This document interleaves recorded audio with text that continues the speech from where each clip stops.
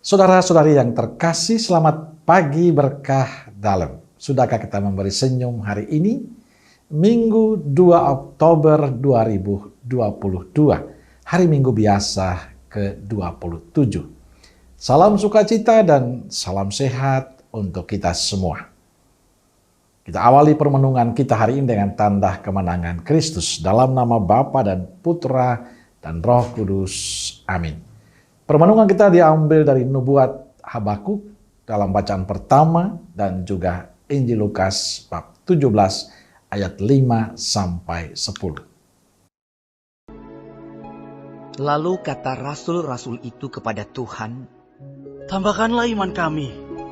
Jawab Tuhan, "Kalau sekiranya kamu mempunyai iman sebesar biji sesawi saja, kamu dapat berkata kepada pohon ara ini, 'Terbantunlah engkau, dan tertanamlah di dalam laut,' dan ia akan taat kepadamu.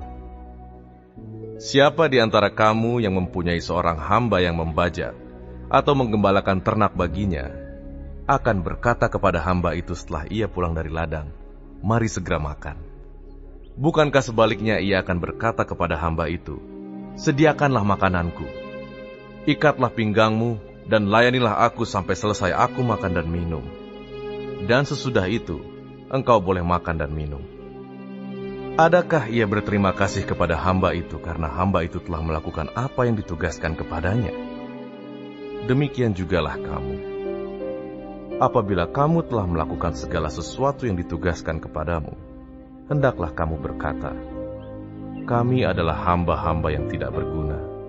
Kami hanya melakukan apa yang kami harus lakukan.'" Saudaraku yang terkasih, dalam bacaan pertama nubuat Habakuk, kita mendengar Nabi Habakuk dalam kesedihannya, ia seolah-olah menantang Tuhan. Katanya, "Berapa lama lagi aku berteriak, tetapi tidak kau dengar?" Sang Nabi menyerukan nama Tuhan, karena Tuhan seolah-olah membiarkan Raja Yoakim yang lali menindas bangsanya. Dan Allah menjawab bahwa ia sudah mempersiapkan satu hukuman yang berat bagi warga kota yang jahat. Akan tetapi, orang benar akan hidup berkat imannya. Seruan ini merupakan bukti bagaimana iman menjadi kekuatan dalam perjuangan hidup manusia. Hanya Tuhan satu-satunya andalan yang mampu memecahkan masalah hidup.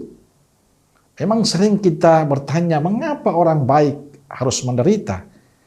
Bagi saya inilah satu teka-teki hidup yang sulit dijawab secara tuntas. Namun sebagai orang beriman, kita percaya bahwa jawabannya ada di tangan Tuhan.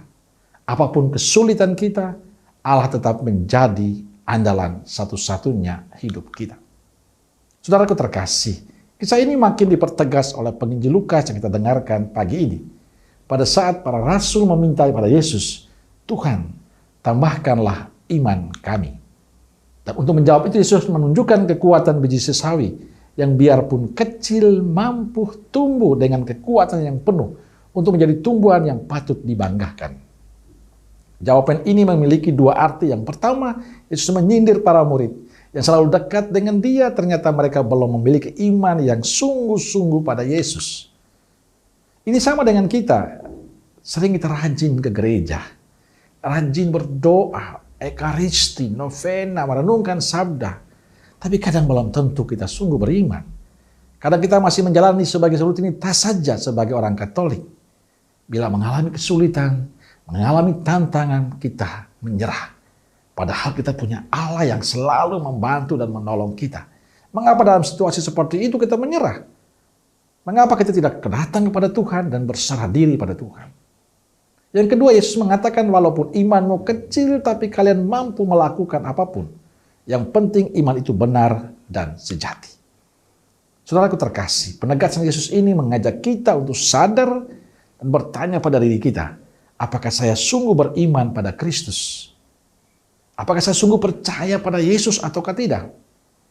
Artinya dalam situasi apapun, bahkan sepahitan apapun, saya tetap percaya bahwa Allah yang akan mampu membantu saya. Ataukah saya beriman dalam kata-kata? Saya mengatakan beriman, tapi pada saat mengalami kesulitan, saya menyerah dan berpaling dari Yesus. Saudaraku terkasih, kadang kita lemah, kita rapuh, karena itu mari kita datang pada Yesus. Tekun dan berserah diri pada Yesus dan percaya semua kehidupan kita pada penyelenggaraan ilahi yang bekerja dalam hidup kita. Percaya cara Dia adalah cara yang paling indah dalam kehidupan kita. Maka semoga kita semakin hari semakin yakin dan percaya bahwa kekuatan kita adalah Yesus. Amin. Semoga Allah yang Maha Kasih memberkati saudaraku sekalian, Bapa, Putra, dan Roh Kudus. Amin. Keluarga Kudus Nazaret, doakanlah kami. Amin. Berkah dalam.